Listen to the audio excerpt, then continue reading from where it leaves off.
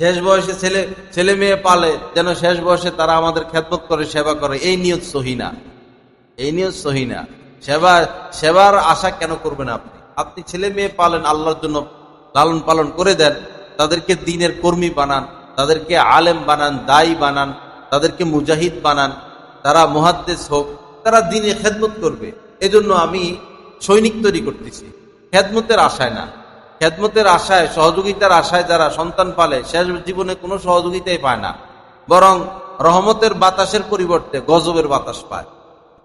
লো হাওয়া প্রবাহিত হয়, হিমেল হাওয়া না। হিমেল হাওয়ার আশায় সন্তানদেরকে লালন পালন করছে, পরে দেখে লো হাওয়া বাইর হয়। জ্বর হইলে যেরকম মুখ থেকে গরম বাতাস বাইর হয়, এরকম। এই আশায় সন্তান পালতে নাই। আমরা ভুল সিদ্ধান্তে পড়ে আছি। সন্তানকে আমরা মনে করি আয় রোজগার, আমি গরিব মানুষ, সে আয় রোজগার করে আমরা ধনী হব, এমন কামনা না করা। আয় রোজগার করতে করতে তো সন্তান আর মা বাবার সাথে থাকে না, আর তো থাকে না।